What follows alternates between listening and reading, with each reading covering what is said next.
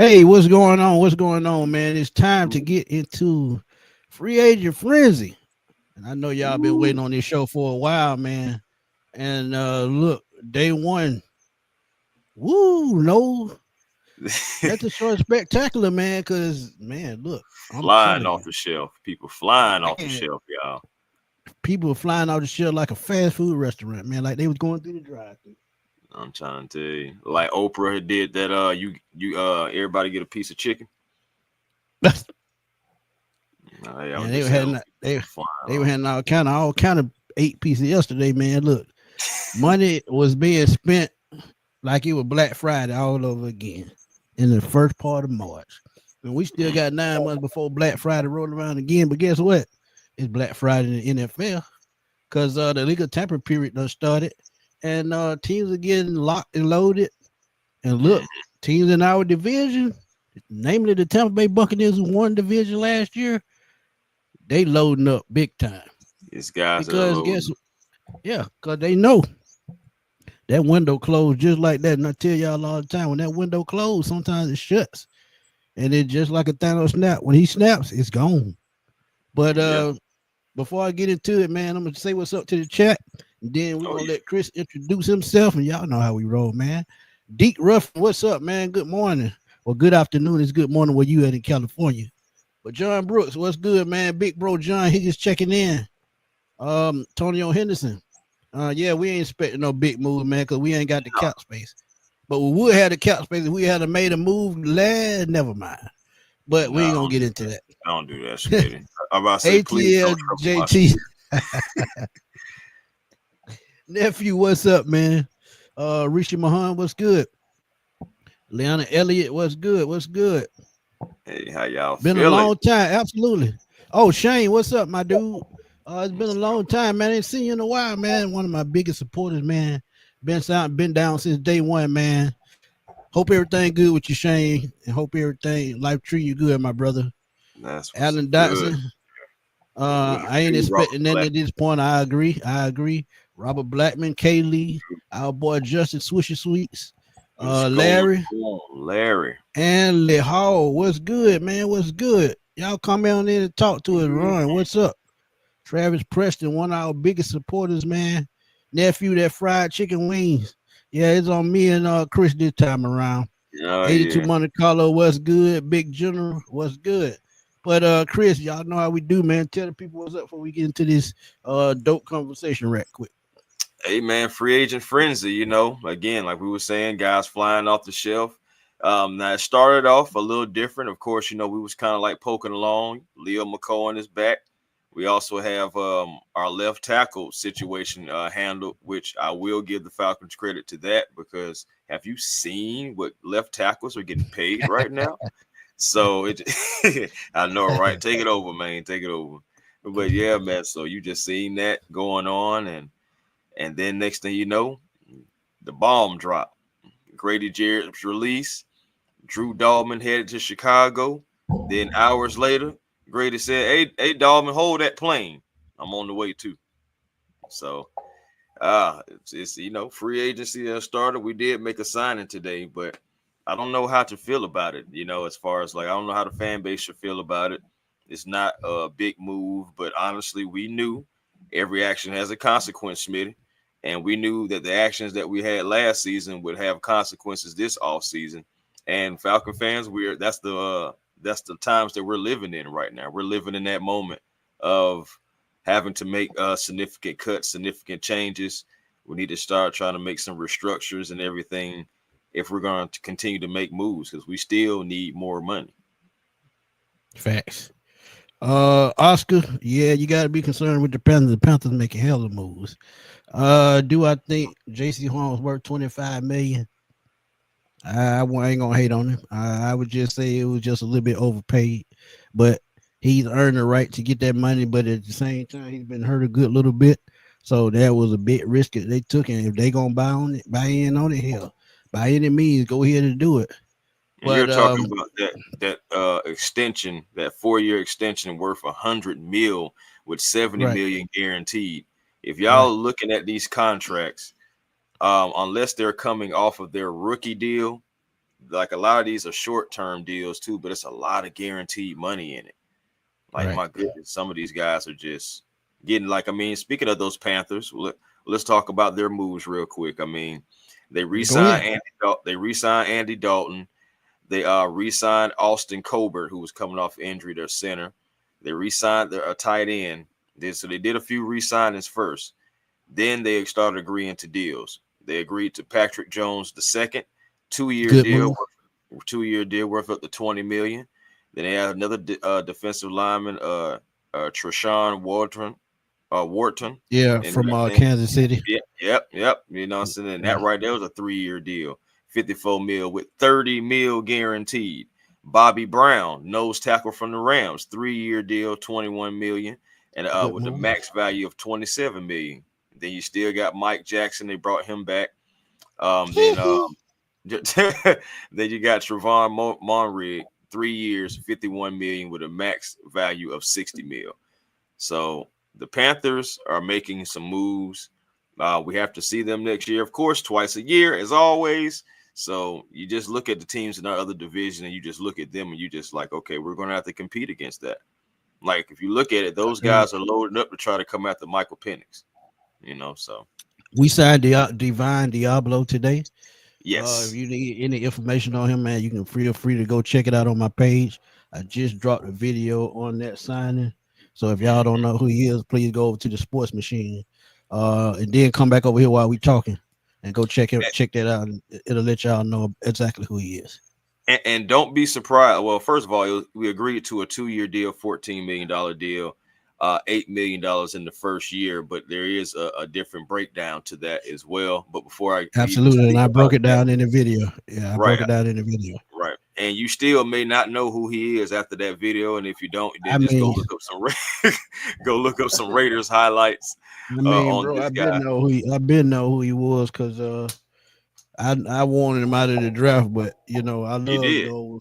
Yeah, I love those guys that convert from safety to linebacker because they give them a extra gift. And this Hmm. is why I like the Jamie Sherwood to come over from the Jets. But guess what?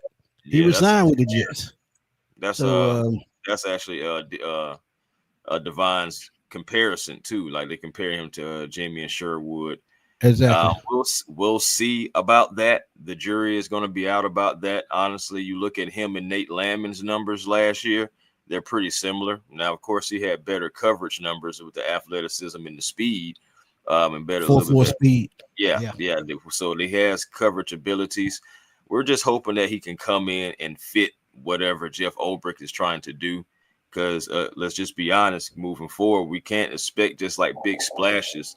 We have to expect more so of signings, kind of like when our salary cap was jacked up the last time. Remember, we put guys on one Yeah, year deals, two it's year called deals. shopping at the Dollar Tree. Yeah, You can upgrade the Dollar General, but we trying to get up to the Walmart section.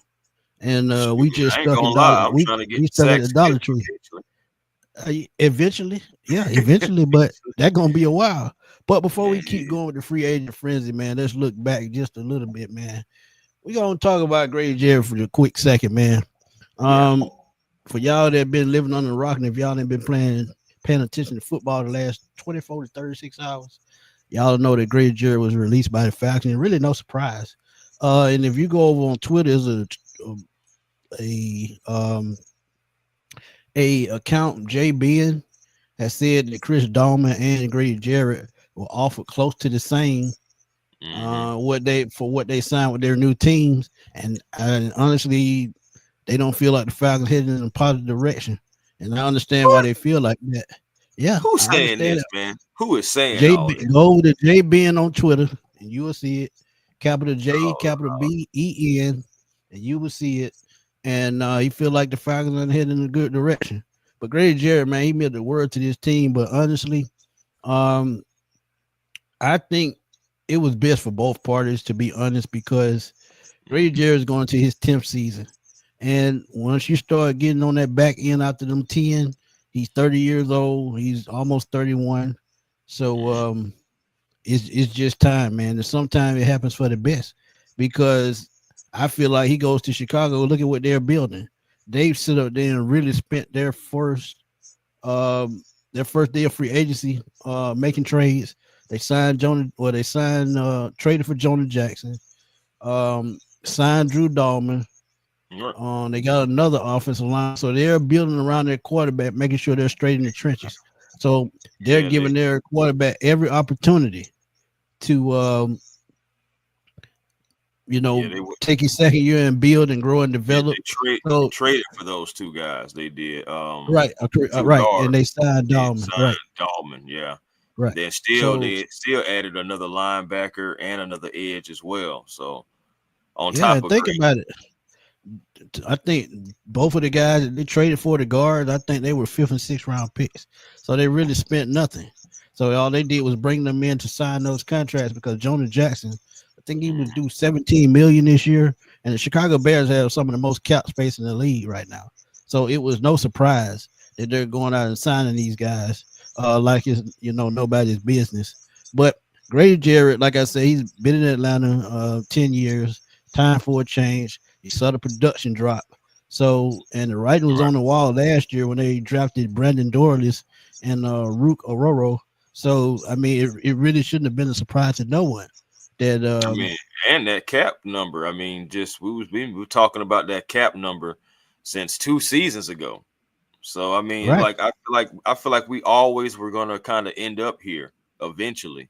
And so I mean, Yeah. when Grady was Just look, released, I understood it. Like I did. It's not about whether I liked it or not. Did I like it? Of course not.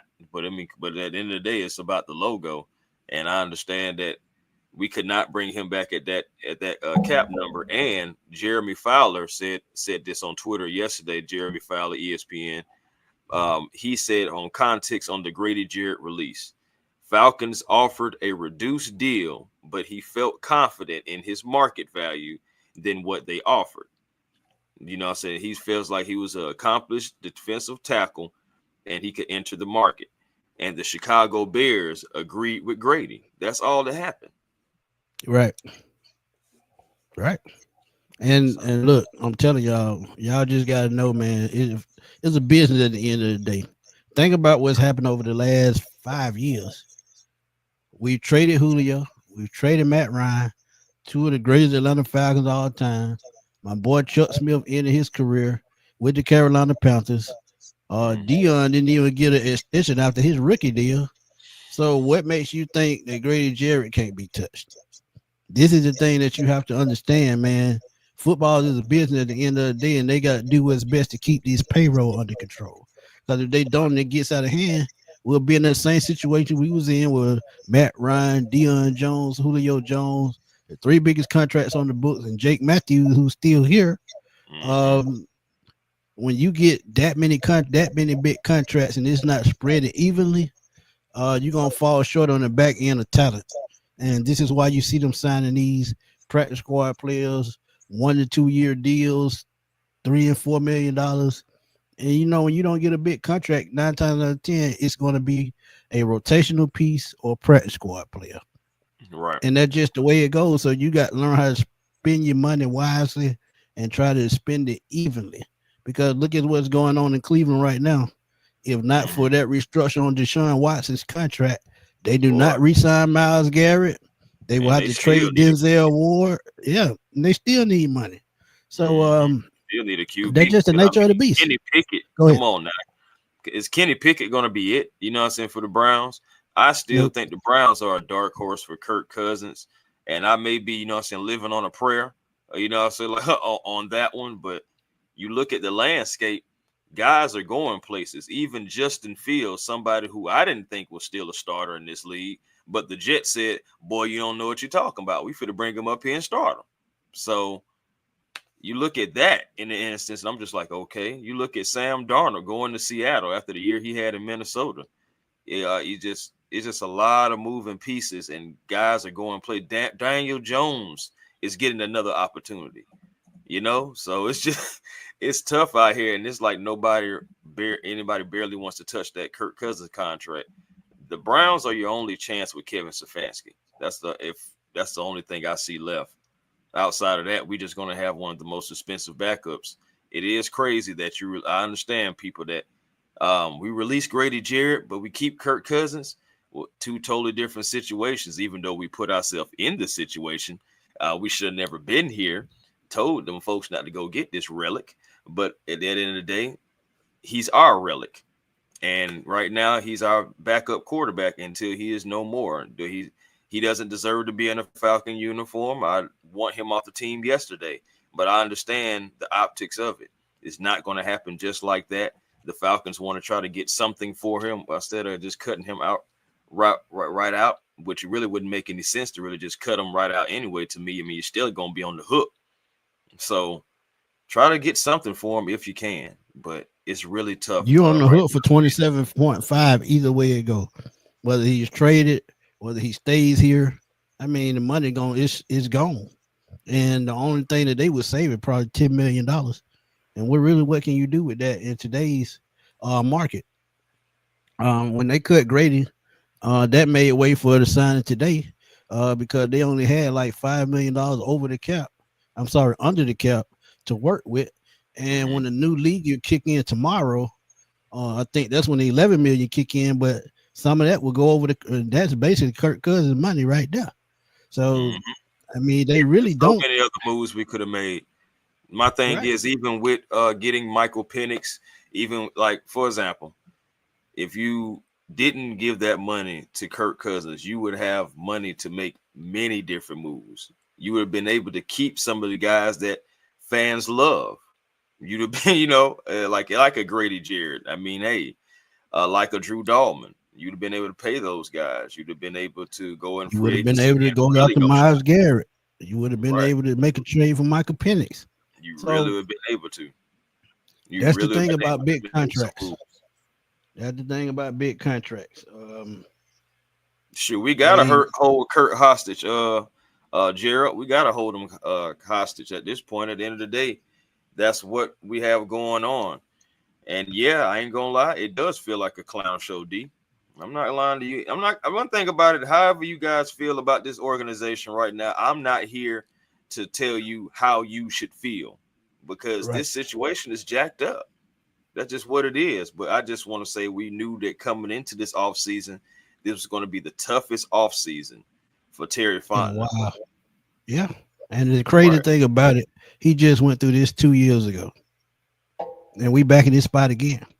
And Shady Life, I wouldn't have graded those kind of numbers because as I told y'all been following the show. You look at the drop off the last 3 years before the injury. He hadn't had I don't think he had a double digit sack period in his career. So that alone, coupled with the age that he's becoming, no, I wouldn't have gave him that kind of money. No No. way. Yeah. The thing about it is, I'm not paying him that though. Neither one of those guys that type of money. It's the guarantee money is what I'm looking at. The years aren't bad. It's the guaranteed money. And yeah, I mean, at the end of the day, Shady Life, you can call it what it is. Was Grady Jarrett not a fan favorite? Is everybody not crashing out on Twitter because Grady is not here anymore? I'm just saying. I know what I'm seeing on Twitter. I know what I'm seeing on social media. Period. There are And fans that are shady, absolutely pissed about this. and Shady Life, I'm telling you right now, we But talked I'm about well, good. I talked about it on the show during the regular season last year. So I knew it was coming. I talked about it Right. extensively and why it would happen because I knew that $16 million didn't match up with the production. Now he I goes to right. Chicago, he still gets 14 million. And that's on them. But And think I about love it. Grady They Jarrett. they can put talent around him with the money that they're spending. But if the Falcons had that kind of money, he would still be here. But they didn't have that money to spend. But again, they were preparing for it because they drafted 2 defensive tackle last year. So, like I said, the writing was on the wall last year, and I spoke about that. So they were just, giving him time to figure out what he wanted to do because he met with the Falcons and they offered a pay cut, and that he wasn't going to take no pay cut. Why? Because they live a certain lifestyle and they're thinking about life after football. Just that easy. So, Yeah. and I think David Onyemata is next. So we'll see how that turns out. And But my thing is too. You said go what ahead. now? Oh no, I just the was gonna last thing say, about Grady. yeah, that's what I It was just gonna say. Last thoughts. Go ahead. it was just only thing about it too. At least we can see what we have in Brandon Dorless. At least we can see what we have in Ruka Roro and Braylon Trice when they come back, because we won't have a guy like Grady Jarrett here to necessarily take snaps from those guys, and we can see what's going on with our future. I mean, I know it's not something that people want to hear, but we have to look forward to the future. At the end of the day, y'all, it's still about the Ne- Falcons. It's not. It's not. It's not the Atlanta Grady's. You know, I'm just saying. I saw somebody crack a joke in my comments on YouTube. They said Atlanta can live without Grady. So they talking about the hospital. Yeah, yeah, I caught that. I I caught said, that. boy, yeah. I said, boy, y'all ruthless. Nephew said, do y'all want Leonard Floyd? He would be a good rotational piece, but it has to be at the right price. Because he's Right. one of those guys that's still in the $8 to $10 million range. But Mm-hmm. if he comes in up under 8, I would damn sure think about it, because he would be a good rotational piece. And I still think they could possibly bring back Contavious Street. I think Taquan Graham is gone. But Eddie Goldman, I think he's gone as well. So I do defensive too. tackle is something we could see at number 15. So hey, we'll see. Yeah, I see that Uh, Josh Sweat went to the doggone Cardinals. right. That was And the another Cardinals, guy. I knew they were finna start making moves. They actually have a lot of cap space as well, and they need defensive line help.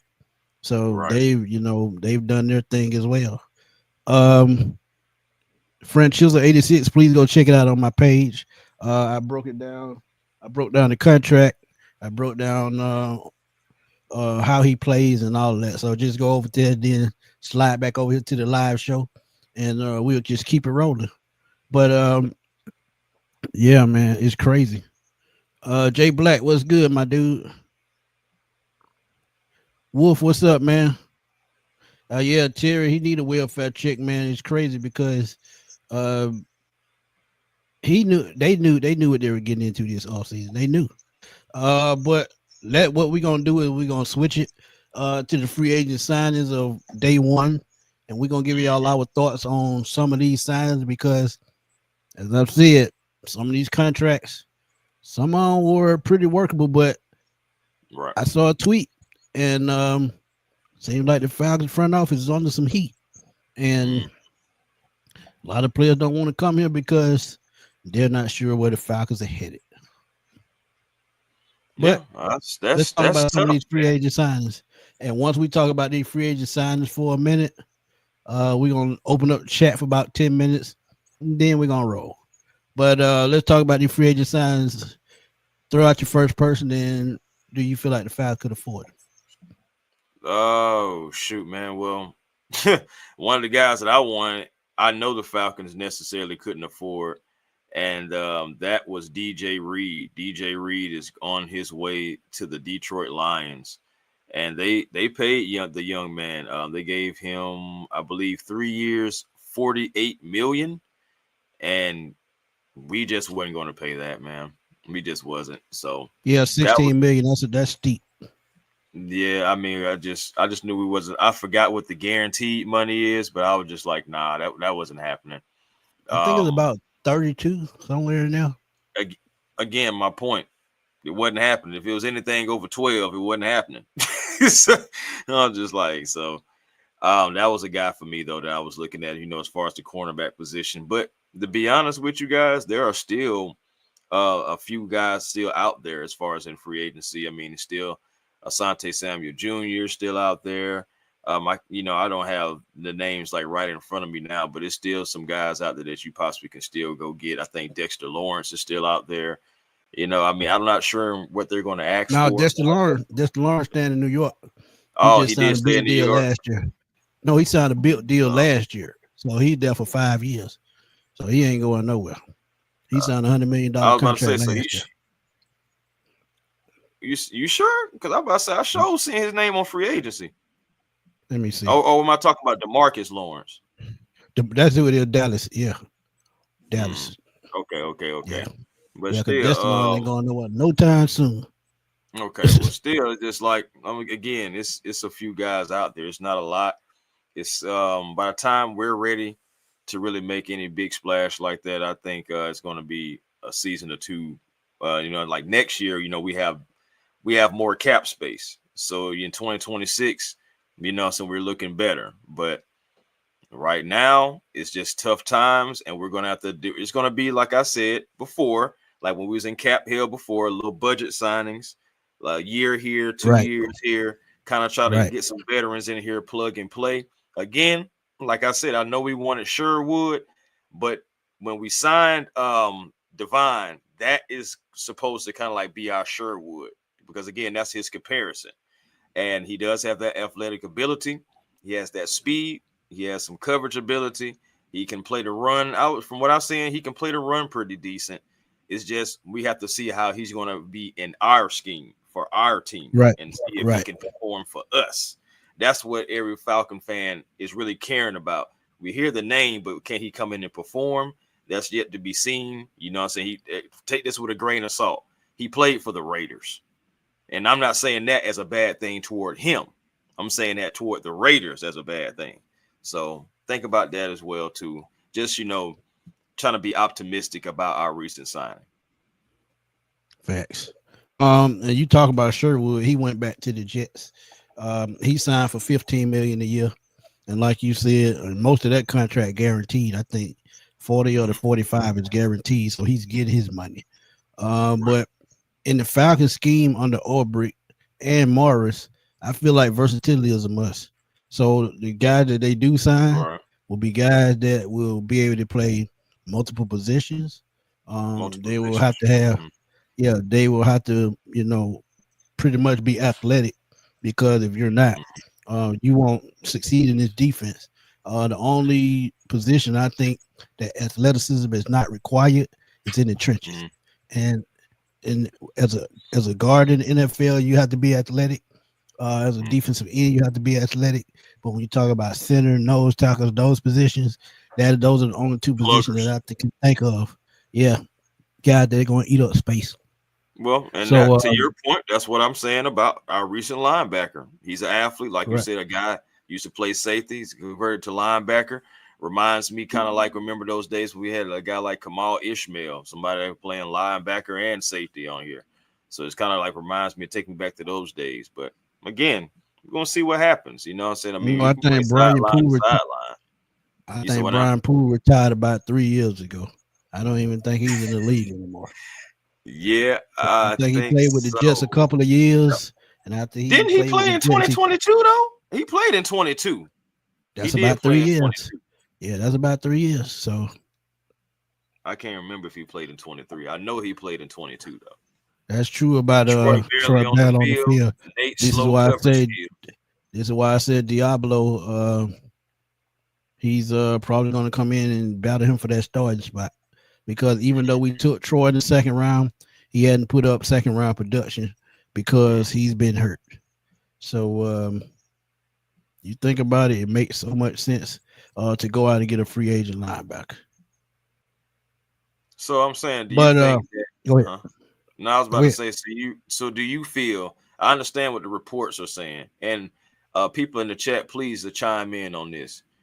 Do y'all really feel that the reports are true? Do y'all feel that Dahlman and Grady were offered similar deals, but they just did not want to show back up in Atlanta because they're not sure where our front office is going with this team? Are you guys really? Do you really feel like that? Ooh, I'm gonna start out the conversation. Okay. I'm gonna say honestly, they probably did feel that way. And Mm, the reason why I say that, and I see people in the chat saying no, but the reason why I say yes, if you look at the frustration that I'm sorry, Jared displayed the last 2 years at the end of the season when he said same shit, different year. Oh, he meant mhm, that. And what he meant by that, um, he see the defense playing at a certain level, and then by the end of the season, it just drops off. And he's absolutely right about that. So this is why I said if they did say that they were concerned about the way where this team is headed, mhm. I can do nothing but agree with him because where's the leadership on the field? Outside of Grady, who else displayed leadership? Outside of, um, I would say Nate Lamon or Caden Ellis. Don't one of those two linebackers outside of those three guys. Who else showed you leadership on this team? We don't expect that from Michael Penix's rookie season because he's Gonna still have to be developing, Jesse he's Bates still for sure. learning. But yeah, now it has to be Bates. AJ Terrell, Now, you got go paid. ahead. It's time to step up all the way. I mean, but the thing about it is, to AJ's degree, and AJ's credit, should I say that's the proper word? To AJ's credit, at these meetings and stuff like that, when it's trying to bring free agents in, AJ is there. Grady was there. Jesse Bates was there.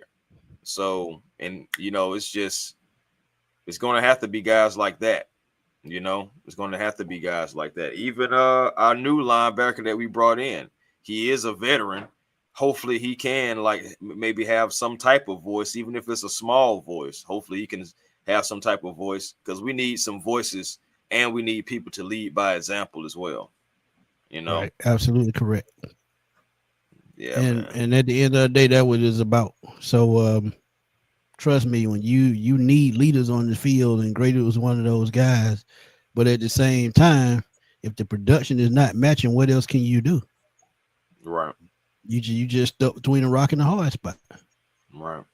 It's tough. It's tough. I know for me, I don't believe the Falcons truly offered the deals that they got, or I don't believe, or even if they did, I don't believe the guaranteed money was close. That's for me. Even if the years were there, I don't believe that the guaranteed money was there for the Falcons that they offered. I could be wrong. So Ryan, if it comes out later that I am, so be it. One thing about it, I don't mean mind owning up to anything I'm wrong about. Hey man, one thing about it, ain't not everybody right every single time. Anybody that think they right all the time, you need to check your mental state. Just keep it real. Shoot, man, we know a couple guys, man. We know a couple guys, but anyway, yeah, we do. Is at the end of the day, still, guys. That's where I'm at with it. I don't think we offered that guaranteed money. I don't think we did it. It's going to be a lot of rumors and things that comes out. We'll see. Maybe we'll get some clarity later on from Grady or from Dahlman. I don't think so. I think they're going to be quiet and move on because they're professionals. But maybe we will get some kind of hindsight 2020 about it. We'll see. Yeah, but let's go to the next person, man. Let's see a couple more free agents, then we're gonna open up the chat, man, and talk for a second. Man. Give us somebody in the chat that y'all wanted, that y'all feel like we could have went out and got, but we missed out. Miss Tiff, what's good? Number one fan right there. Number one fan. Hey, there it is. It's 106 viewers, only 37 likes. Let's get them likes up, man. Absolutely, absolutely. Y'all keep pressing that subscribe button. Hit that like button, man. Help us hit the algorithm on Smitty Sports Machine and on A1 Forever. Okay. A1 Forever doing this thing, man. He's up to 4,200 subs. So 43, sir. Oh, man. 4,300. See, I'm behind. Yeah, hey, man. I one thing about it, I created it to the people, man, because don't nobody got to do anything for you. Ain't nobody got to like, subscribe, anything. So I appreciate every little thing that comes from somebody else. I do. But real quick, I gotta want something for you. Dre Greenlaw. Okay. Do you think Dre Greenlaw could have been a player that we could have paid? I think, dang it. Let me see. Where did he go? I had it right here in the dog, and I clicked off it by my doggone mistake. Oh, he's coming right back here. One second. Yeah. Well, while you do that, yeah. So he went to the Broncos on a 3-year deal for $35 million. Correct, because his teammate Fuaga, he went there as well. The safety. He went there as well. So Sean Payton just got two hell of good players on that. Baron Browning was another guy that I feel like the Falcons could have brought in at a decent price. Javon Holland's still on the market, but I think he's going to be too high. He's in the $20 million range. Patrick Surtain Jr. is not a free agent. He just signed a mega deal last year. If they won't even think about trading him, so that's a no-brainer because he's I think he won Defensive Player of the Year actually. Mm-hmm. So he's not going anywhere. Trey Henderson is another one with Cincinnati that they could Bro. make a trade, but think Mm-hmm. about this before we get into this. Trey Henderson is 30 years old, almost 31, and he's looking for upwards of $20 million. Do you pay a guy that's 31 million, sorry, 31 years old, 20 plus $1 million, and don't know how much they got on the backside? That's I ain't gonna lie to you. It's a pass rusher, and that's tough because he's Mr. 17-5, 17 and a half sacks. But that's something that I'm really going to have to think about. I know he's a pass rusher. I know we had Calais Campbell. You know what I'm saying? And you see how old he is. So he still had plenty in the tank. Two totally different guys. That's a big risk that you would be taking. But I will give us a little clarity. You got to think about it. Guys like Khalil Mack still getting paid 1 year, 18 million just for him. I'm just saying, he's just 1 33 years year old. now. He's Now, just 33 1 years year. old. Yeah, Exactly. He's 33 years old. You look at back in the 90s, John Randall was 30 years old when he became the highest paid defensive tackle right. and still went on for the Vikings and everything like that. So, oh man, I still got to see what the asking price is. I wouldn't be doing myself a good service to myself, to the team, without at least trying to see what it is and then making a smart decision. If you feel like you can work it in and he can come in and be a difference maker for you, if you believe that, then okay, go ahead and do it. But if you have any doubt, if any doubt slips into that mind whatsoever, you bet not do it because you'll mess around and put yourself in another situation. Don't be looking crazy later on. But if there's any guy who's left out there that I do think about it, it's not Joey Bosa, by the way. It's not him. It's going to be Trey Henderson. If there's any one of those 30-year-old or close to 30-year-old guys right now who are available, that's the one guy who I'm looking at. Of course, Myles Garrett was another one, but you see, hey, must be the money. 40 million reasons why to go back to the Cleveland Browns. So Facts. Leonard that Floyd is ain't one of those that ain't the bargain basement troublemaker guys. down there. That ain't the old bad guy down there, is it?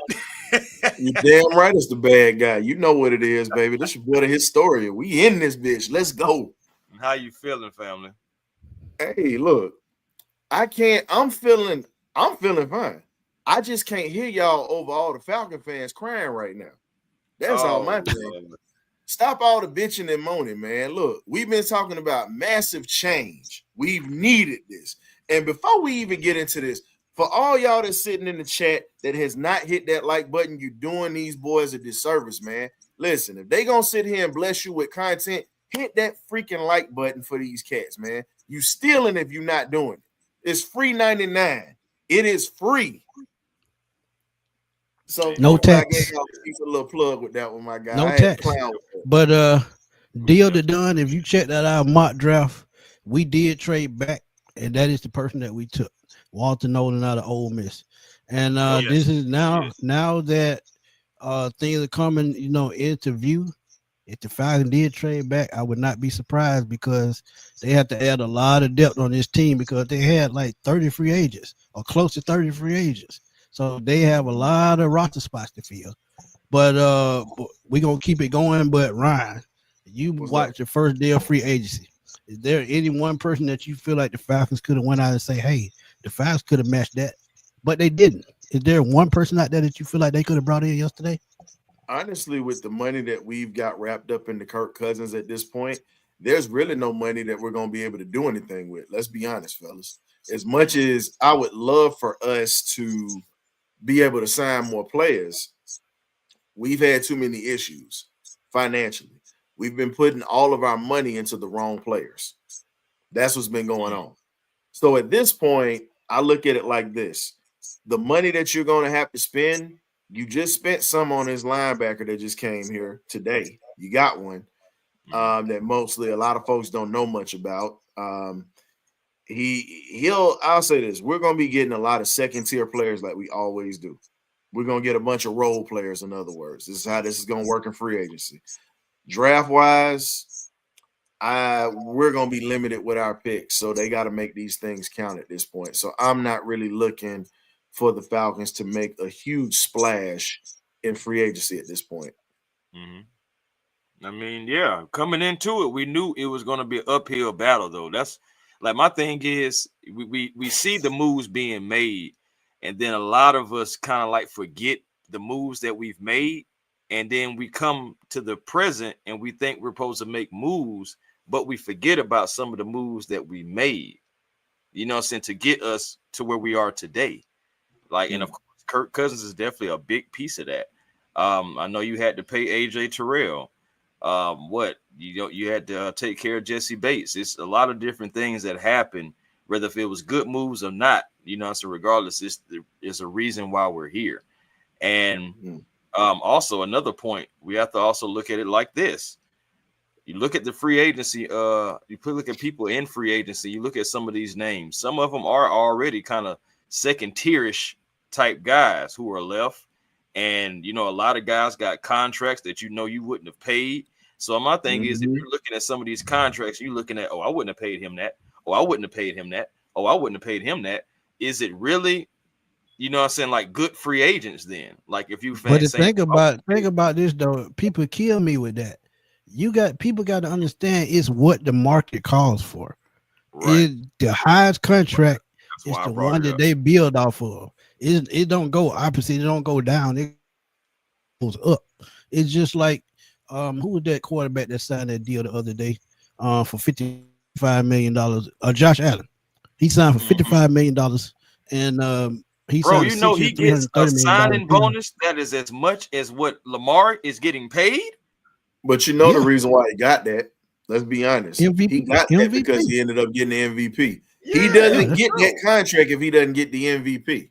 For sure. So he earned. So let's be honest. He's earned that contract extension. You look at it. He's led Buffalo to how many AFC Championship games? So right. I mean, I'm not complaining. Hey, I'm not complaining. I ain't got to pay it. But you know what I'm saying? And let's be honest. Let's be honest. Wow. Everybody know the Bills got hosed in that AFC Championship game with that bad call. Now, at the end of the day, it is what it is. You know. Yeah, now, I ain't gonna lie. Lamar was my MVP. I did not. Yeah, Lamar was supposed to get the MVP, but again, it didn't happen. So it doesn't matter. That's horseshoes and hangers at this point. The MVP of the league was Josh Allen. So guess what? We can sit there and play hypotheticals all day. That is not going to change what those voters had and what that award trophy is right now. Lamar should have gotten it, but guess what? Josh got it. So shoulda, woulda, coulda.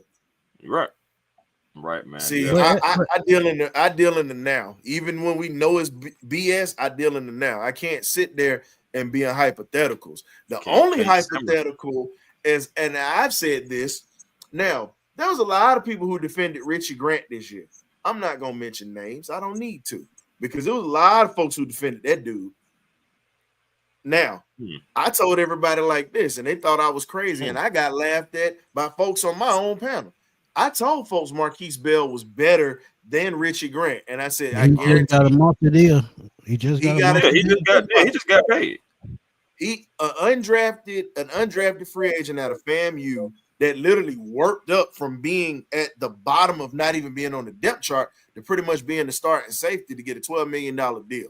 Now, this is an undrafted free agent. Most of them dudes are camp bodies. So what does that tell you if you get moved up and you're pretty much going to be starting and you finally get a contract? I think they're going to give you a ball player. He out there working on that practice field. That's what he's doing. And I told everybody like this. I said, y'all. Yep. I actually remember talking about it. We actually did a show about it. Smitty, because everybody was like, oh, you just don't like Richie Grant. Here's my thing. No. We all know that it was a better player or whatnot. And what's up, Kerry? A better player in Marquise Bell. He got hosed because of politics at UCF. That was the reason why he had to leave. Other than that, that dude would have been a top draft pick, because you don't just get into the NFL and then as much as I hate the Cowboys, just like I hate the Saints, you don't go to a prestigious franchise like that and move up the depth chart and bump guys that are coming from bigger schools and programs that are a little bit more established. This is why I'm gonna put it this way. It's the reason I'm wearing the A&T hat today. And if you know, you know. If we don't make any splashes in this draft, guess what? Start looking at these smaller schools, and I'm gonna say it till I'm blue in the face, and I'm a chocolate brother, and damn it, that's a lot of saying. Start looking at these cats that's coming up from the FCS level, and then you got cats that's coming from the HBCU levels. It's so much talent that's there because guess what? Every time we're limited on draft picks and in cash, we have a ton of players that are coming out that we want, but we can't get because we don't have draft picks or we don't have cash to sign them. So we're in that spot right now.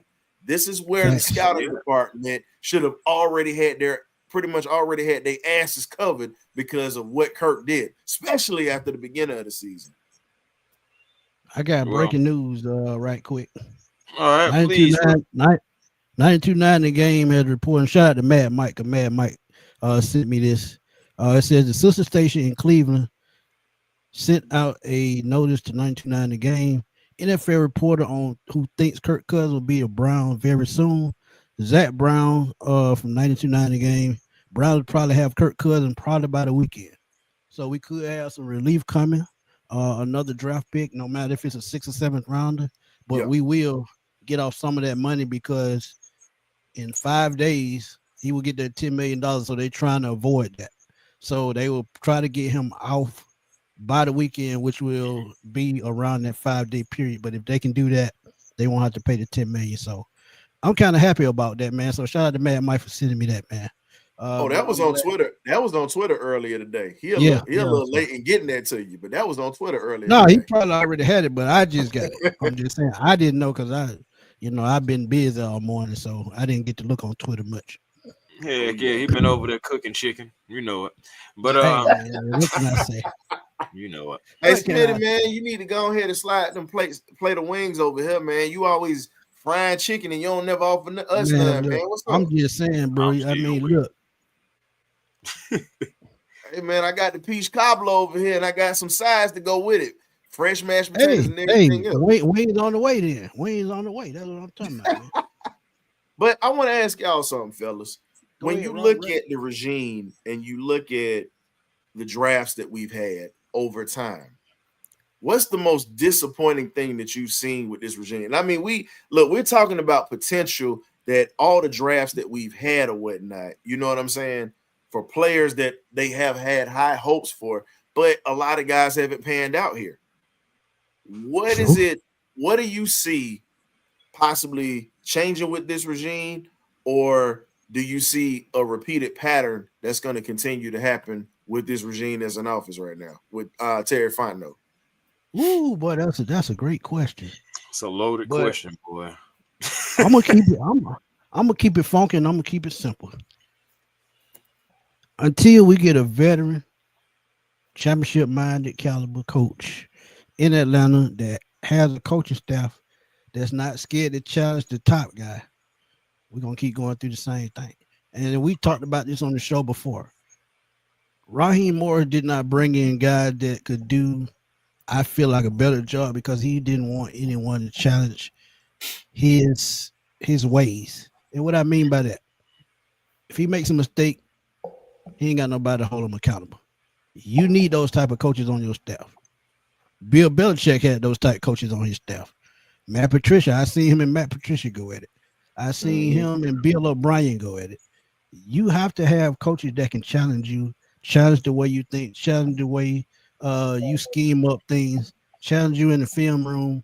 I mean, just challenge you, period. So you got to have these strong-minded coaches on your staff. And until the Falcons do that, I feel like it's going to be the same thing over and over. Now, don't get me wrong. They had one of the best offensive lines in the league. Dwayne Leffert is a hell of a coach.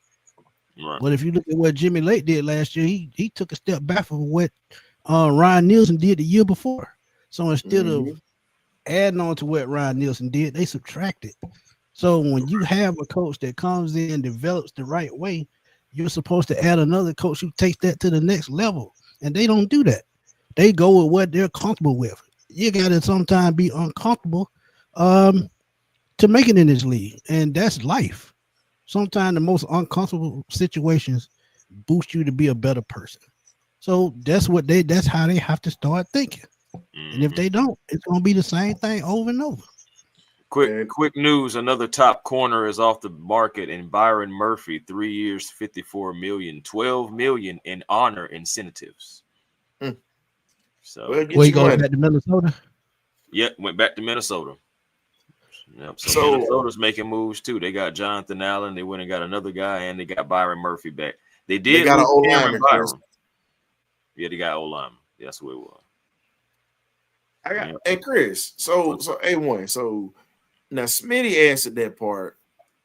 What do you think that needs to be done within? Because I'm always talking about it, but I love hearing from other people and what their mindset is. What do you think this scouting department needs? Because let's be honest, from the top on down, because I blame Arthur Blank first and foremost at this point because of the fact that you'll put the stop and you'll put the brakes on somebody that might have character issues, and you said, "No, we're not taking them," and you'll take Mm-hmm. somebody else that's a Mm-hmm. church boy that's got potential, but yet and still you won't put your foot down on these folks that's up under you. I don't understand it. What do you think needs to change from the ownership position on down? Man, we just need to go get some guys that really know what they're doing, know how to scout talent. You may have to shop around as far as like when it comes to that, because I don't believe our talent department has been doing the best job that it possibly can to get some of this talent. We've missed out on a lot of guys, man. We've missed out on a lot of guys. I'm actually looking for it right now. I know Miss Carey, she had put together a list, a list of the draft picks, man, and you just look back but I can already tell you the only guy from 2021 that's still here is Kyle Pitts. We had Everybody 9 hold on to draft that. picks that year. I'm just saying, but we had no. My thing is, we had 9 draft picks that year. We had 9 draft picks in Right. 2021, You and there's and Now you only one. pass up on Michael Parsons. Out of I all can people, tell you pass on Parsons. I can tell you exactly what the scouting department needs to do. They need to get rid of those old school ways of how they scout and start going out and getting natural football players with an edge. That blue collar mentality do not work in today's NFL, and really has never worked. But You talk about Michael Parsons, you talk about Jalen Carter, Jordan Davis. and You Smith, draft those guys in 3 straight drafts. That's your defense for the next 5 years. I'm with you on that. And now here's my thing. I can't sit there and say that because guess what? Your guys that come from the FCS levels and your guys that come from the HBCUs, because I'm always gonna say HBCUs need more love.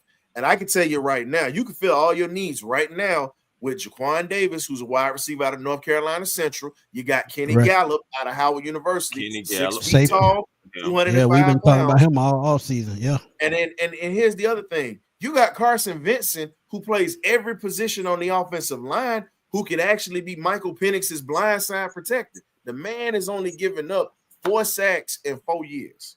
Think about that. How many linemen do you know go through a career that give less than 10 sacks in their college career like that? And he Not played many. center, and Not he many. played guard, and he played tackle. Now, I'm just throwing HBCU guys out there. I've talked Right. about the big time schools all the time. I'm always talking about the big time schools. But Mm. let's be real. It's a ton of diamonds right now sitting, waiting. If you can't draft anybody or bring any big time guys in, guess what? What is it going to kill you to take a chance on these guys who were the top of their conference and also were top players in the country? Might not Right. have been on the SEC level or the Big Ten level, but guess what? They were the best and the dominant players. Why not give them a shot? Because you're getting ready to give guys a shot. Like I look at it like this: you gave Troy Anderson a shot, who never played linebacker, truthfully, except for 1 You're right. year in his life, and you're using him as a project. And I'm glad you said that though, Ryan, because that's another thing when I'm talking about the scouting department. We need to get ball players instead of projects. Thank Like, you. you know what I'm saying? Like, that's why I'm saying about the scouting department. I look at our talent and I look at and when I look at our talent from 2021 to 2024, outside of Michael Penix, the Bijans, the Bergerons, who else you can say? Drake London. And I'm gonna throw Arnold Abacady name in there because I feel like he's turning the corner. Outside of that, you know what I'm saying? I mean, Drew Dalman is no longer here, so I don't want to really mention him, even though he was our draft pick. We don't have a lot of hits. We don't. We really don't, guys. And my thing is, I credit that to the scouting department saying, hey, go get this guy, go get that guy. We get a lot of guys who can't stay on the field. Regardless, my thing is, I like what Troy Anderson could bring, but he's not on the field. And that's what I care about, your availability. When I need you on Sunday, are you available to go run out there on a consistent basis? Are you durable? That's why when you look at guys like Jake Matthews, look at guys like Chris Lindstrom and guys and you look at guys before the times like Mud Duck and Alex Mack and all those guys like that who those are ball players. Yeah, that's what I'm saying, bro. We can go on and on. Hey, but I mean, Chris, but think about it, bro. And it's something that we've all talked about this off the record. Let's be honest. As much as people hated Thomas Dimitroff, let's be honest, fam. That was the winningest time in Atlanta history when this man was here. That's crazy. And you know why that was? He understood how to look at talent. He understood that. Yeah. Guess who trained? And again, it wasn't Belichick. Let's be honest. Belichick was part of it. The person that taught him how to look at talent was Ozzie Newsome, who still is working for Baltimore right now and still helping that organization reel in a ton of talent. So at this point, you got to get somebody that's competent enough to bring in talent that these coaches can work with, because Ulbrich showed you when he went to the Jets, he had a number one defense 3 years straight. Exactly. 3 years straight, that man had a top defense. They just didn't have an offense. Jerry Gray is proof of a great defensive mind and defensive coordinator. Man got 3 Hall of Famers up under him at that cornerback spot. So again, what's up, Mike? Yo. Oh, what's happening, fella? What's going on? Yeah, I'm here to disrupt the force, okay? Yeah, we got some to talk about. Go ahead.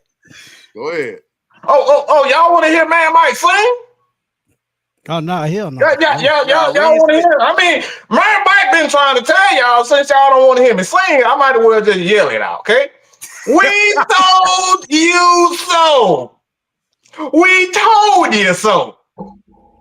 Raheem, the dream, sold y'all nothing but a dream, okay? That's what he did. He sold y'all a dream. Been trying to tell you, he been lying to y'all faces all this time. This man sat here with a straight face and said, Grady Jarrett is the type of player that we want to build around. Anybody want to know where he at? Anybody want to know where he at? Grady Jarrett. He ain't in Atlanta. He ain't with the Falcons. Hey, Mike, he just stepped off the plane and got some Harold's Fried Chicken in Chicago. Some Harold's Fried Chicken. Hey, maybe he need to hit up Jew Talk Sports and his family out there, because Jew is from Chicago. His dad from Chicago. So maybe I need to hit up Jew and try to figure out what Grady Jarrett is, because he ain't here. Yeah, but we knew he was gone, man. The writing was on the wall last year, just like I said. When you draft a replacement, you draft the replacement, you looking at that contract next year. They always got it in the back of their mind. And see, that's the thing. When you sign these big contracts, just don't expect to play them out. Just don't expect it. Why don't you ask him? And here's the other question. I want to hear the Bijan defenders right now. I want to hear all y'all Bijan defenders at this point, because he's a great player, but he was the wrong pick at the time, because now you don't have a defensive tackle right now, and you're scrambling trying to figure out who's going to be the D tackle. How do y'all feel about that? I want to hear it, because guess what? Jalen Carter, Jordan Davis, they up in Philly right now, hoisting the trophy, getting their ring sizes right now. You literally passed on 2 guys you could have had right in your backyard, and we needed defensive linemen. David Onyema might have been stealing money from us, literally, like somebody sitting in Section 8 for 20 years. Let's be honest. He been stealing government money, and he been stealing money from us, if we gonna be honest. And now we're trying to figure out what we're gonna do with this defensive line. I want to hear some takers on this, because everybody tried to say, "Oh, y'all hating." No, that's been a problem since 2017. D-line. Well, I'm gonna give you my take, and it's gonna stay the same. Get it. Terry Fontenot is still trying to build a team just like he built New Orleans, offense first. And he knows you have to put up points in the NFL. So now that he's put that side of the ball together, now he's going to try to revert back to the other side of the ball. And it shows because they've already said they only interview defensive players at the combine. So what are they going to do? Focus on defense. And that's another reason why Grady Jarrett is gone. They're going to focus on defense. They're going to bring in more defensive players. And as I said, man, they should trade back for 15 because there will be hella players in this draft that could come in and start right away. And let's be real. No, StreamYard get on my damn nerves. I know that. But let's be real. Yeah. But let's be real. Trice spent more time at Piedmont Hospital because he blew his knee out early in the season. Brandon Dorless literally couldn't crack the starting lineup or whatnot, and he's supposed to be a guy that's a difference maker, and he's still trying to figure things out. Hopefully he comes around this year and he can actually make an impact. But then Ruka Roro is definitely a guy that can play and definitely a guy that could be a problem. But let's keep this a buck. You don't play him at a 0 technique. He is a 3 down. He's a 3 technique. He's supposed to be playing outside. He is not a D tackle, period. So at the end of the day, you need a true D tackle right now to help out a guy like Rook to be a problem child and your edge rushers and your linebackers. We don't have a true D tackle. How about we get a goddamn decision made, okay? Fuck the town. How about we just make a damn decision?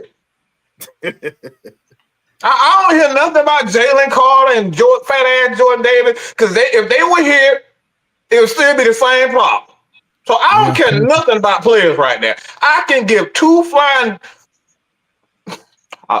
I'm not on Mad Sports. I'm not on Mad Sports. But I don't care nothing. I don't care nothing about players. I don't care nothing about the players.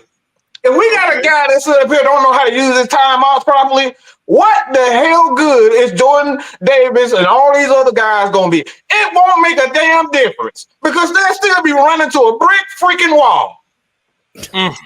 Because of the leadership. You're right about that. Because of the leadership.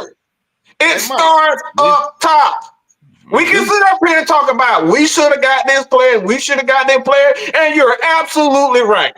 I wanted Jordan Davis, I wanted Jalen Carter, but it wouldn't have made a damn difference because we still got that freaking moron at head coach and Raheem Morris, who learned under one of the greatest defensive minds of all time in Tony Dungy, and that son of a bitch still don't know how to damn call a damn timeout.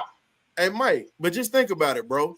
When we have need, and this is the problem why I say it comes from the top on down, and I agree with you on that with him.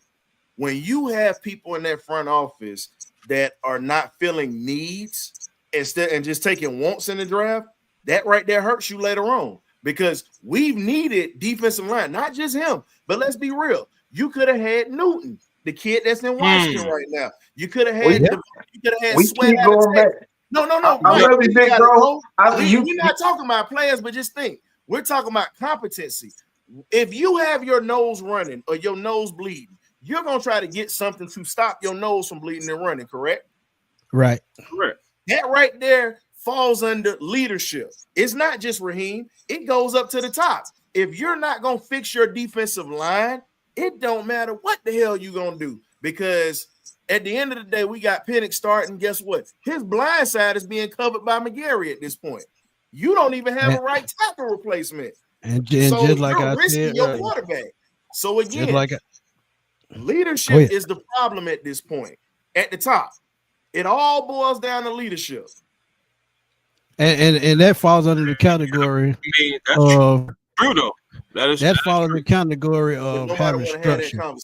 You gotta have a decision. Again, it don't matter about the players. You got to have structure. Every team in the league, for the most part, have very talented scouts. I think we all can recognize talent, even us sitting at home. But that don't matter. What made Bill Belichick successful? It wasn't the fact that he was 100 years old. It's because he knew what the hell he was doing. Period.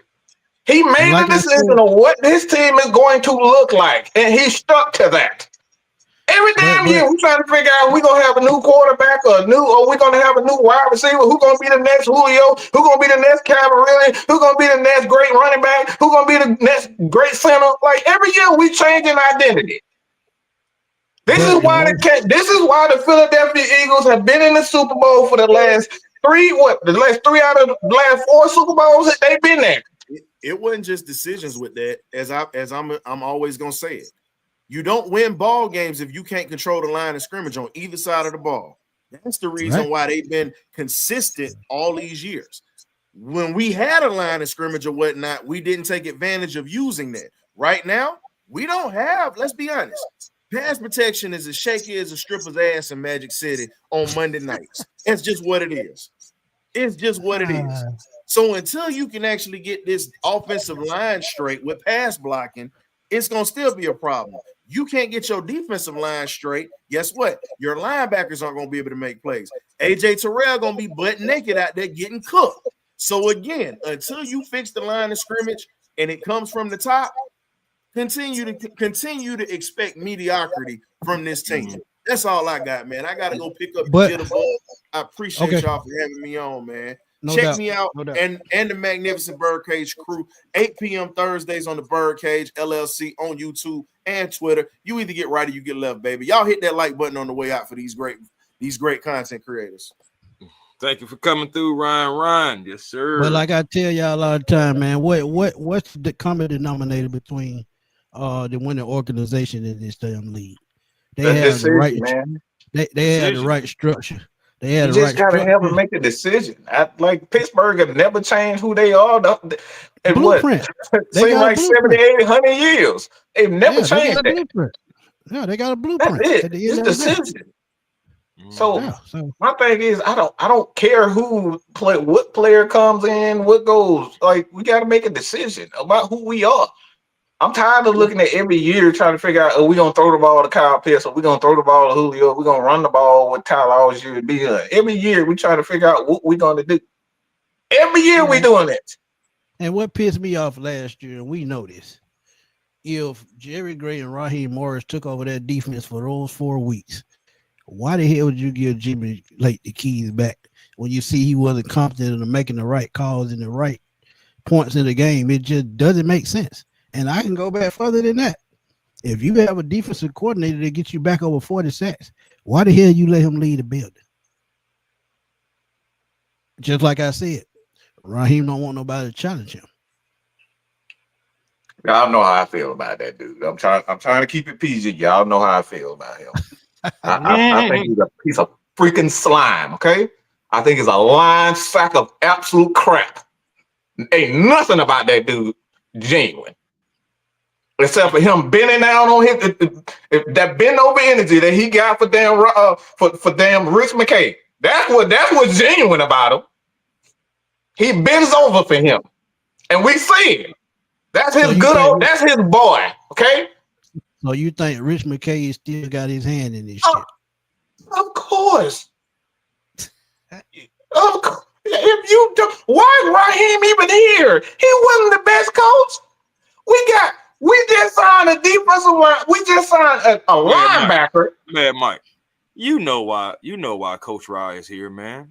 We know that because Terry and Rich had to do what they had to do professionally and business-wise. They made a decision to make sure that no one can come in and overtake their job and put them on the street.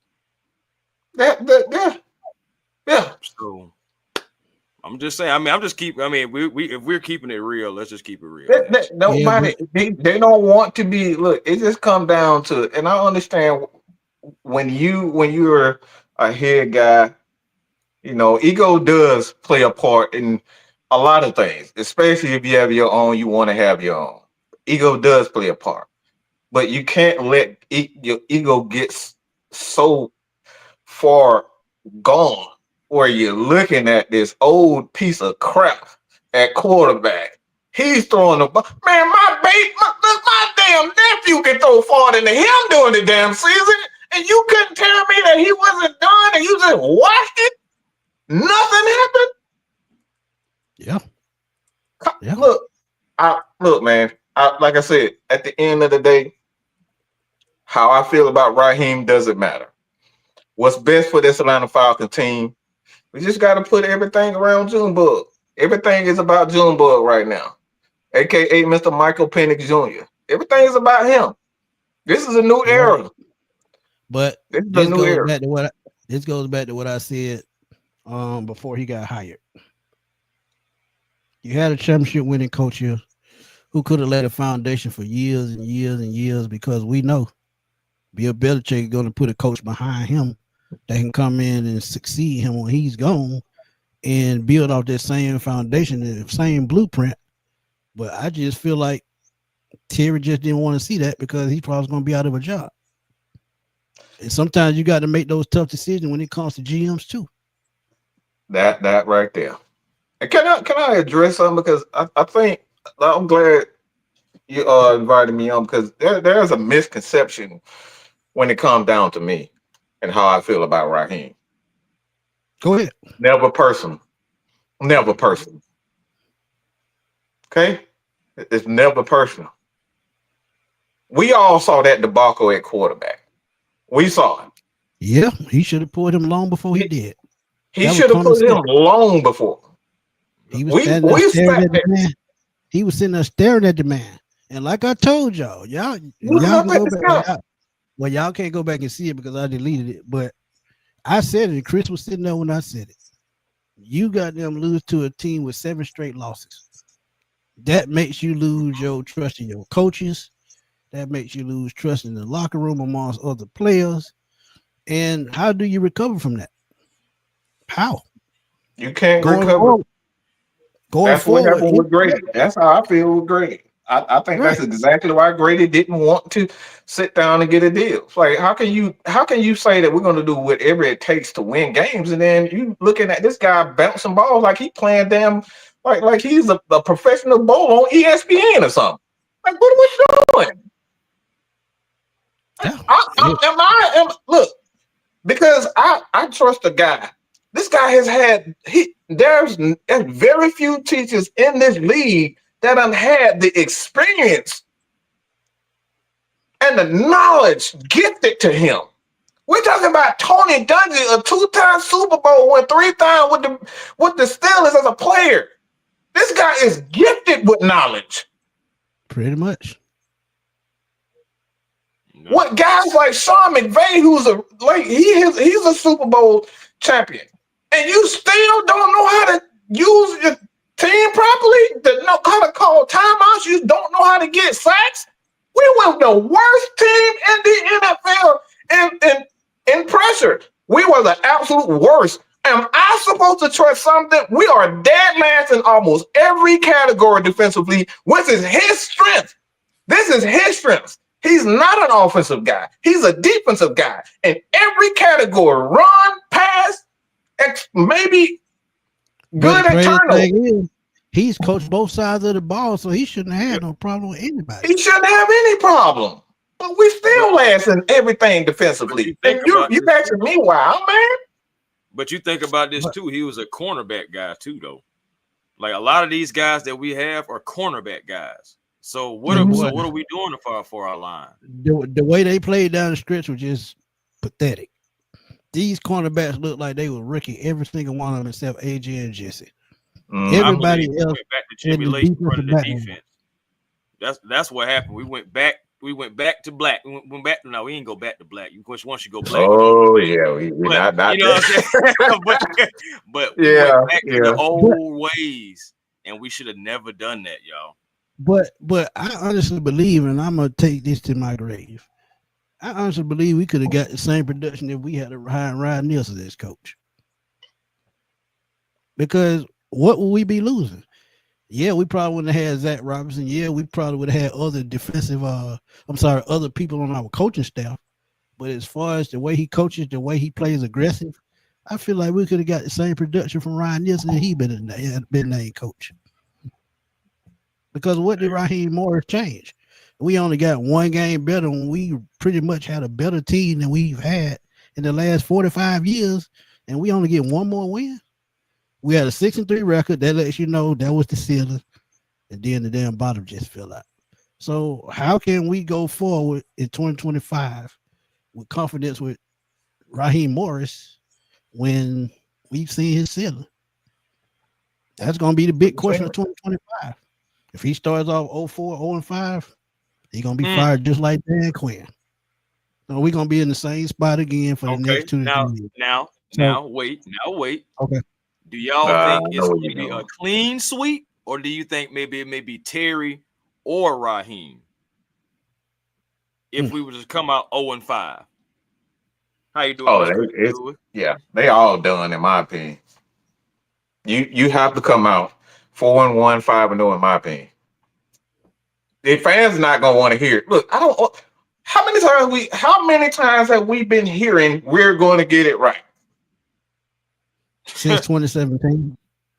Look, let me ask you something. Sound like a bad relationship, don't it? That's what I was about to say. If your girl keep telling you and your man keep telling you, "Hey, baby, we're gonna have sex," you're gonna be looking like when, right?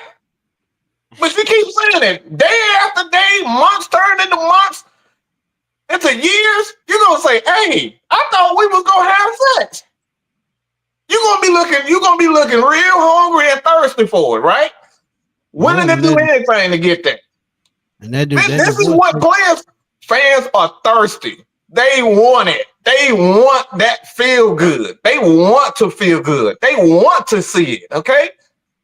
We want to experience that. We've experienced that with the Atlanta Hawks, the Braves. At least the Hawks have given us something. Yeah. At least what we got to the Eastern Conference. The Falcons have given us nothing in the last 7 years or so. Nothing to look forward to. Nothing. We can keep going up. So that's about the only thing we looking forward to. The tickets going up. So I mean, we got the championship. We got the Braves championship. But like I said, I'm booked. The Falcons have to give us something. I am tired to explaining and saying, I'm sick of it, y'all. I'm sick of telling y'all, be patient. I'm done. Mad Mike is sick of it. That's why I don't never say be patient. I don't. I'm tired of it, y'all. I'm tired of it. I'm not going to tell the fans to be patient because I feel like the fans have every right to feel like how they feel, especially if we buying the gear, buying the tickets, buying the season tickets, going on road trips to go support our Atlanta Falcons. At the end of the day, however any fan feels right now, I'm not the one that's going to say, change your attitude or you should think this way or think that way, because at the end of the day, that doesn't make things better. People are going to think what they're going to think regardless. What we need is results. We can talk here until we're blue in the face about what we should be, how we're going to be, and etc. At the end of the day, everybody cares about results. And that's the only thing that I need. I need for Atlanta Falcons to prove what they're going to do. If you don't like the free agent class, okay, then let's look at the draft. But you got to nail the draft. 1,000% have to nail it. And if you don't, then guess what? That's just something else that you can tack on to in the list of underachievements, and then you're going to be out of here. Mm-hmm. We just want results at this point. I got to answer this right quick. I'm like Mike with that. Yeah, I don't hate on nobody. I just tell y'all what I see, and y'all been following me long enough, 6 years now, so y'all know. If I'm gonna be critical of my team, I'm gonna be critical of my team no matter what, win or lose. If they win a football game, I'm gonna still tell you what they did wrong, because there's always room for improvement, win or lose. And it's not hate, it's just us telling y'all what we see and how we can fix things. It's never hate. So even though we dislike a player, we don't hate them. It's just that we feel like we can do better. Just that simple. So the word hate is just taking it too far. Yeah, I don't hate a soul, to be honest. No, So, no, no. and I never will. So it just like but we can be. The thing about it is, I think it's very fair for Falcon fans to be critical of a team that we feel like it's always right there, and then we start going back down the hill. It's like we always run up the hill and got that last step to cross to get to the step to the top, and then we fall back down the hill. And I understand that fans are tired of that. But this is not the year to go all out and go crazy as far as like in the free agencies and stuff. We don't have the money. Next year, we supposed to have more money. But I'm gonna say this, and I don't want to mean it in a bad way. that means I mean it in a bad way. No. I'm starting to look at Arthur Blank like I look at Jerry Jones and like I look at Al Davis. And I hate to say that because I feel like he's done so much for the city ever since he's gotten here. He's donated to the community. He's put this team on Front Street when it comes to advertising. Because let's keep it real. When the Smith family was here, didn't nobody know who the damn Falcons was. Because when we were growing up, Nobody every home game was blacked out. So when Arthur Blake gets here, he goes out and draft Michael Vick, put an electrifying player on the field. Now, one thing about Arthur Blake, he's always put electrifying players on the Falcons team. We didn't see that before him. You talk about Mike Vick. You talk about Julio Jones. You talk about Roddy White, Micah Turner. I can go on and on. But at the same time, he gets in his own way for overthinking things. Sometimes as an owner, you guys got to say, I'm finna make this choice because I'm cutting checks. I'm ready to win. Because a lot of y'all don't even know. He tried to go at the board and get Calvin Johnson to pair with Roddy White and Julio Jones. So what he has to do now, and I know he's 83 years old. I know this.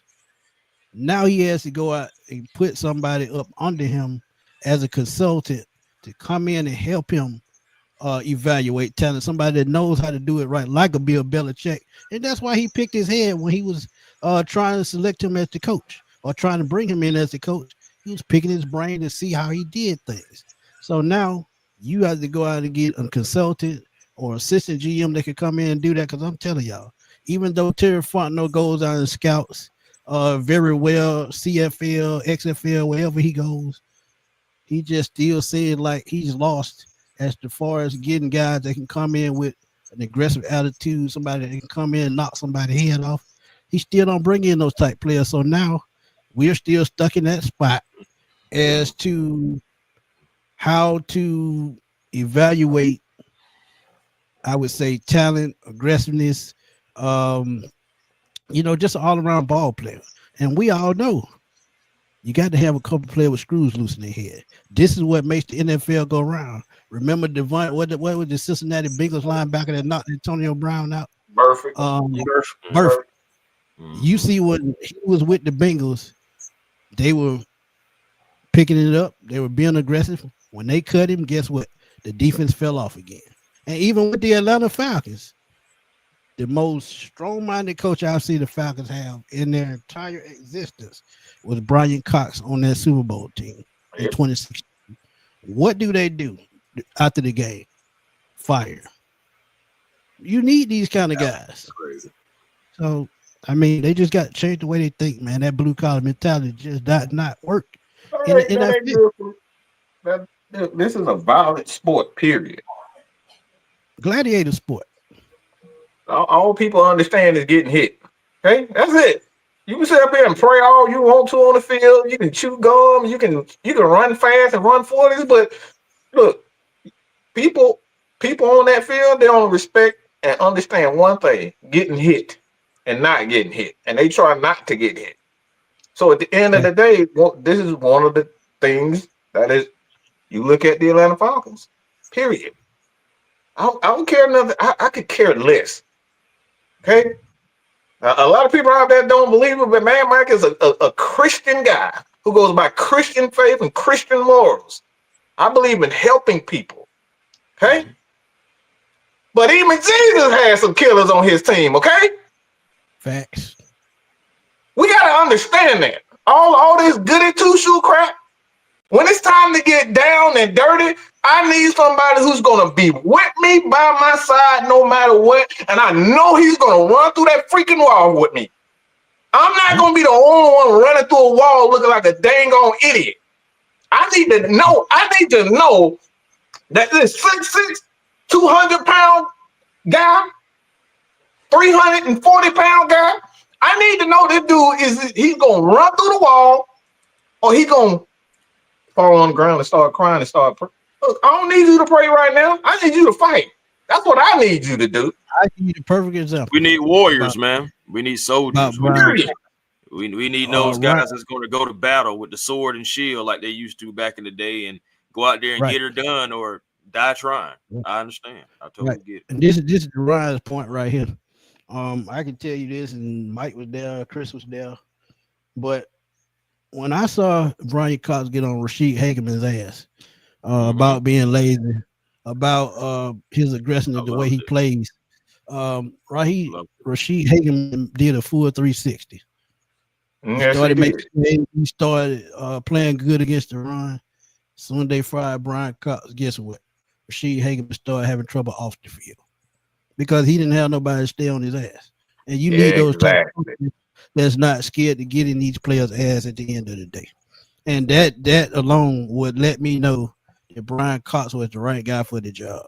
He is an old school type coach, and those are hard to find now. So if y'all need any more research on that, just go look at Rashid Hageman, what he did off the field. I'm not going to see it. Just go Google it, and y'all will see exactly what I'm talking about. Mm-hmm. That happened to me. Hell, I almost got kicked out of school. I got kicked out of school. Guess what saved me? Teacher? ROTC. That's it. Yep. ROTC saved me. ROTC. That's it. ROTC. Look, if y'all was in school in the 90s, y'all know ROTC. That's what saved me. Discipline. Yeah. Teach you discipline. Absolutely. And getting in my and stand on me. That's what saved me. Facts. All that sweet talk. No, Mike, don't do that. Don't say that. No, I needed discipline, and I needed somebody that consistently and constantly stay on me. So all that sweet talk, man. Y'all can kick that nice junk on somewhere. Like, get out of here with y'all think Matt Ryan was no gangster? Hey, this is true, Keith. Get F and set. Brian Cox did go at Kyle Shanahan. This is why he got fired. Mm-hmm. Yep, absolutely. And he knew. He knew before anybody. But here's Kyle Shanahan was looking at that San Francisco job instead of trying to win that Super Bowl. But go ahead, Ryan. Hey man, Smitty, call it for what it is. Most people don't understand. It comes from what you're marinated in. Most folks don't get it. If you've never played the game of football at any level, if you played high school, you understand. If you played college, you understand. Semi-pro. If you've gotten to the NFL, because I know it's some guys who get it. Hell, I played semi-pro ball. Hell, I was supposed to play college. I got hurt. And I'm going to tell you just like this here. If you don't understand the fact that you really have to be mean to play this game, you can be a nice guy off the field. But when you flip that switch, I'm going to be honest with you. If my mom was in front of me, I'm telling you what the mindset is. If she got on a different color jersey, I'm knocking her ass the fuck out. Excuse my language. That's my mindset, dog. And people don't understand this. You can't have choir boys doing this. You can't. And I'm gonna tell you just like this here. This game has made many basketball players. Hell, I was a safety. I believed in hitting people. I believed in laying the lumber, dog. It's one of these things that you sit back and you got to understand. The kids that are coming up now, they still got their mama titty in their mouth. It's just what it is. These kids are soft. I'm sorry. Good players, but not enough edge. Everybody talks about these crash outs. I'm going to be honest with you. Half these kids ain't never been in a real fist fight before. None of them have ever tasted their own blood. Let's be honest. Let's be honest. And I'm going to tell you the straight truth. Offensive line, the reason I preach offensive linemen and defensive linemen, they are different people because you got to be mean to hit folks always in the trenches, dog. This is what you do. This is what you got to like. When we say it like this, it's not about who gets across the other side. It's about me locking up with you and dominating you for 4 quarters and possibly overtime if we go there. I'm willing to hit you in the mouth more than you're willing to hit me. We don't have anybody on this defense like this. Let's keep this a buck. Jesse Bates, maybe, but we don't have nobody on the defense with that mindset. And on the offensive line, we don't have anybody with that except Bergeron. And I got to give it to the kid. He's definitely trying to prove himself man. because think That's about it. nasty. That's a nasty look. That's a nasty summer gun. I like let's I talked to bro, King Corny personally. That boy nasty, man. Chris Lindstrom something. That boy nasty. Listen, Bergeron, I'm gonna tell you this here. Bergeron is one of he's the dark-skinned Harvey Dog. Y'all just don't get it. When I say when they drafted him, I knew a little bit about him, and I'm telling you right now, Bergeron don't mind taking the penalty, taking the cheap shot on somebody. That's what you need on your O-line. So those D linemen are thinking, if I hit Penix, I got to worry about this dude hitting me. This is the type of ball that you need in Atlanta. But again, most of the fans, they only want to swag surf. They dress like they going to the club. I'm gonna tell you like this: we got soft as Falcon fans when we moved into the Georgia Dome. I'm a Fulton County baby. Let me get this straight. I was outside when you had folks sneaking bottles of liquor in the stadium. I'm 38. I remember seeing that sign up in the stadium. If it ain't red, it's dead. So again, our fan base now is a product of what we are in Atlanta, bougie and sedity. Atlanta used to be a city where jokers respected because you knew it was gritty. I moved from Atlanta to Duval County, down in Jacksonville. Everybody already know them Jaguars might lose the game, but them fans gonna whoop your ass if you try them. It's just what it is. Oh yeah. So end of the day, it's just like this, man. Played hockey. Brian Cox, you got to remember, he did. Brian Cox is a guy that's from East St. Louis. So his mindset was already different because of the environment he grew up in. And East St. Louis at that time it's still a messed up place, but you talking about in the 70s, in the 80s, when it was still dilapidated and it's still, it's still like this. So it's different. So again, getting Rasheed Hageman to do what he did, and I hated that we let him go because Rasheed would be getting ready to retire at this point and turning over the reins to somebody else. Facts. That was one that we let slip. Oh, so, I love Rasheed. I've been talking about him for years. Yeah. I've been talking about you, Mike. I'm gonna tell you, you struck a nerve, and that's why I came back. You struck a nerve when you said that earlier, and I said, "Nah, I feel where you're coming from." And it's like, look, man, it's so many people that talk ball, but they don't understand the intricacies of it. 85% mental, 15% physical. If you don't understand that this is a game that was originally started for military officers and Ivy League schools, this is a game of strategy and pretty much being able to adjust on the fly. Do your history if you don't know it. That's why they call me the historian. Go back and look at it. When you have a guy that's injured, that's a casualty, just like a death on the field. You got to have somebody to come back and replace who was doing that job. So again, when you sit back and look at it, that's why the term field general is used, because that was your military personnel that was staying in shape doing this, learning. So I look at it like this. Until we get a true field general, I expect Penix to be good this year, but I don't expect him to be that field general just yet, because it's got to be some bumps and bruises he goes through and he learns. But with his attitude and his makeup, he's going to be a great field general. But until then, you got to have somebody that's going to be a field general and a crash out on that defense, period. Right. Until he drop his nuts, it's just what it's going to be. Hey, I hope I didn't offend nobody, but if I did, I don't no, hell no, you right. Nah, shit, you ain't offend nobody up here. I'm just tired of all this soft talk, man. And let's be real. Tyler Algier literally gave the offense an attitude with the way he runs the ball. Most people forget this kid was a linebacker and running back in college. He's a bully. And y'all talking about trading this man who broke William Andrews' record with sharing the ball with 4 running backs? Everybody I'm gonna forget be Damian honest with Williams you. got Well, hurt on that first play that's against New because we have Orleans. a shiny new tour that wears number Exactly. 7. That's why, brother. Exactly. He's not going to That's get why the I And playing like time the he was help, like I listen, trying to love get. Tyler Algier. I didn't think that we needed a running back, you but at the end of don't break William Andrews' record. Let's get this straight. And William was the man. Say what you want. William was that dude. Mhm. You don't break a record like that if you don't have some kind of craze or some kind of nasty streak in you. If you ever watch him run, he looks to run over people. He Right. can run past you if he need to, but he literally is setting the tone. And you got to have tone setters on this team. That's one guy you Right. don't let walk. You take a lot of that pressure off of Bijan if you have him here. You take pressure off those knees. Running backs don't last but 3 to 4 years. Let's be honest. Agreed. Let's be honest on that. You don't see running backs lasting that long, dog. So at this point, Atlanta's got to become a bully, but you can't have. I'm gonna be honest with you. You can't have somebody like Stanley, and that's what I call Raheem Morris. How can you get those type people in the building when you don't have that type foundation, that type blueprint?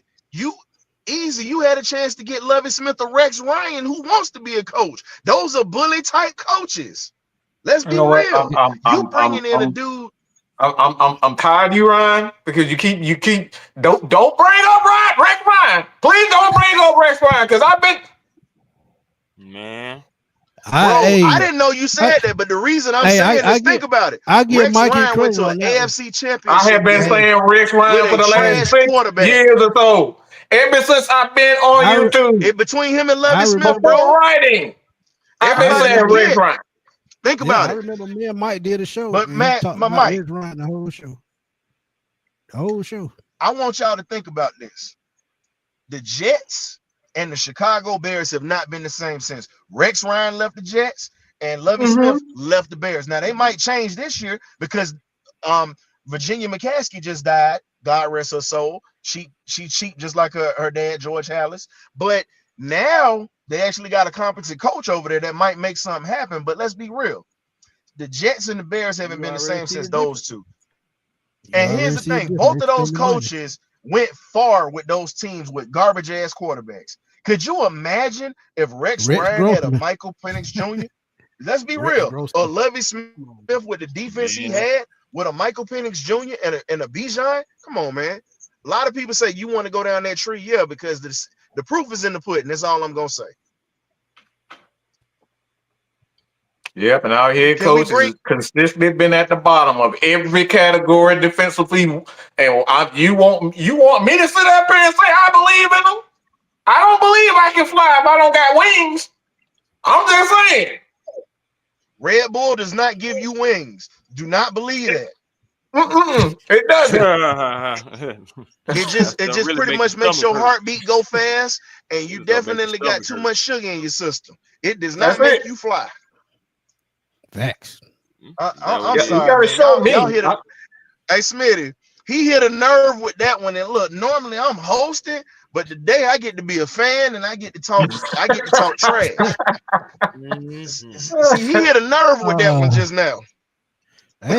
You can tell me playing football. Look, man, I played DB, I played quarterback. I'm telling you right now, man. He got that DB mentality. Football player, you want to hit, man. Look, you trying to hit people, so you got to be a little bit off.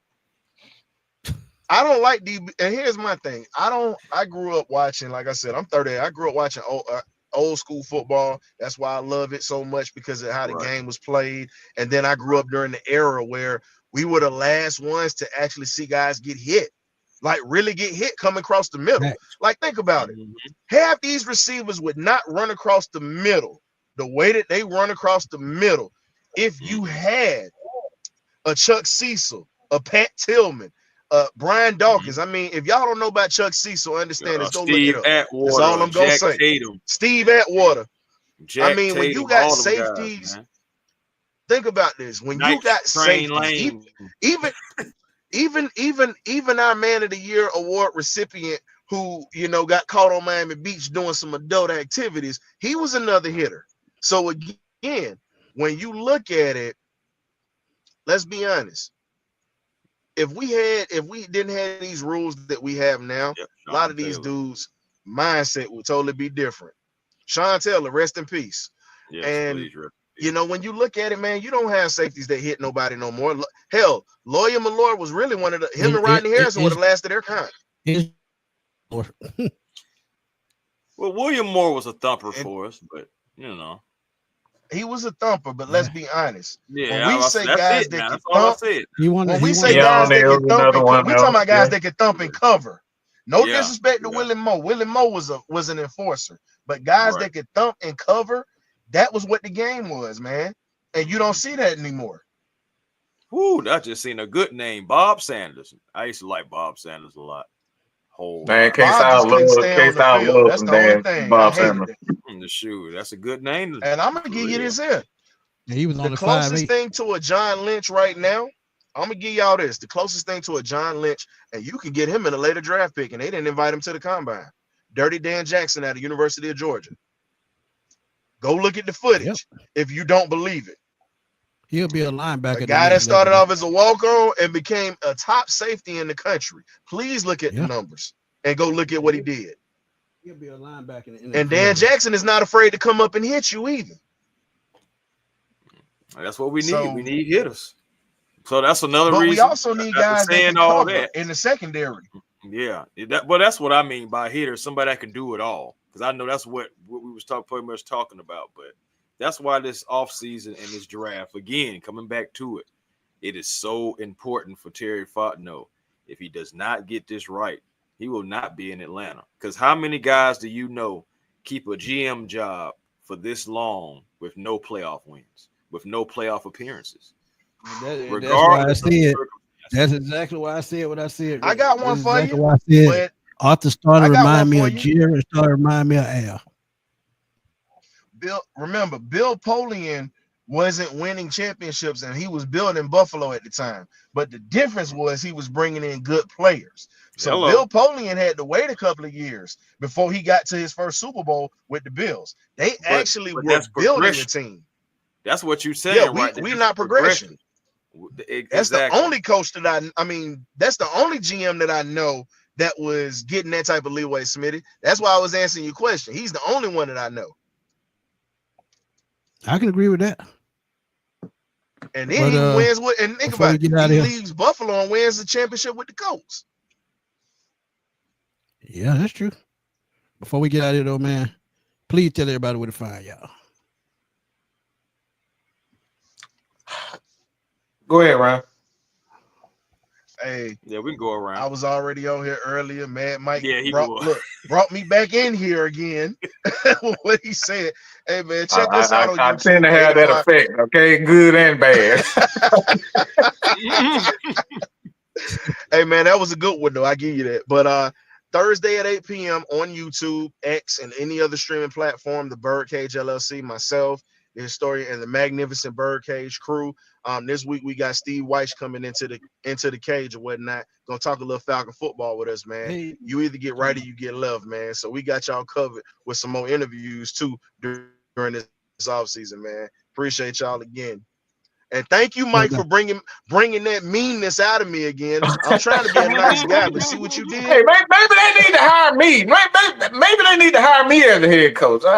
Hey man, just let me be the scout. Hey, listen, just let me work in the scouting department. I'm cool. I don't need scout. I'm good. Just let me be down. Hey, we good, man. I get us a championship. Appreciate you. Yeah. Oh yeah. Hey man, that's all I got to say about this, man. Again, ain't no hate, man. We just I look what we do over there, the Unholy Alliance, Atlanta Falcons Nation, always about is the truth.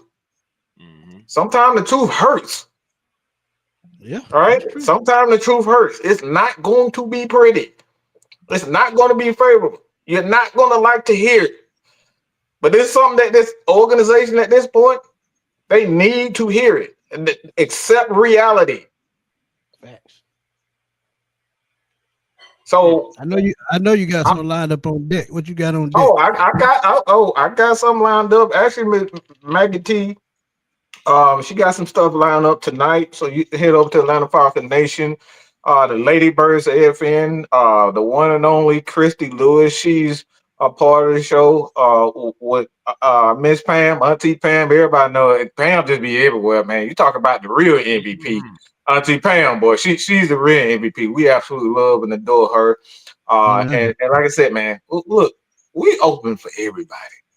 Okay, we hope over for everybody. Do not be afraid. All right. Look, it's all about the spirit of debate. Nothing that we say is never personal. It might be loud, it might be in your face a little bit, but it's all about the spirit of debate. All right. So hit us up, man. Man Mike Sports, Atlanta Falcons Nation. That's all I got to say about that. And that's the bottom line. Because man, Mike's said so. Okay. Hey, did you get that thing straight with LeBron? Oh, whoa. You about to bring me back. Oh, whoa. You just said, whoa. You just say LeBron James, did you? I see you were mad about LeBron the other night, man. Oh, no. See, you about to make me have a whole hour rant. Because, look, all right, I got to go because, Smitty, you ain't no good. Yep. You ain't no good. See, Smitty? See that? Hey, man, you know how to push my button. You know how to push my button with that one. All right, man. Appreciate y'all, man. Let's come holler at us, man. Atlanta Falcons Nation, Lady Birds of AFN. No doubt. Appreciate you. Out tonight, man. You see, Mr. Yeah, Christian man. LeBron always supporting the show. LeBron will never be Mike, man. Got to go LeBron never be Mike. Yeah, LeBron never be Mike. Never. I mean, we see Mike in his prime. That dude could score like no other, take over a game like no other. You're right, man. And he got his ass for early on his career. But yep. But tell them where to find you, Chris. Hey, man, A1 Forever Sports. That's the platform on YouTube. Please come over, like, comment, and subscribe, man. Have a football conversation, basketball, baseball. You know, Burry's about to kick up. I believe it's like right around the corner. Yes, I believe it's like a week and a half, 2 more weeks before the regular season starts. So what's today? Today the 11th. Getting ready for that. Yep. Yeah, I think it starts on the 27th. So okay, so 2.5 weeks.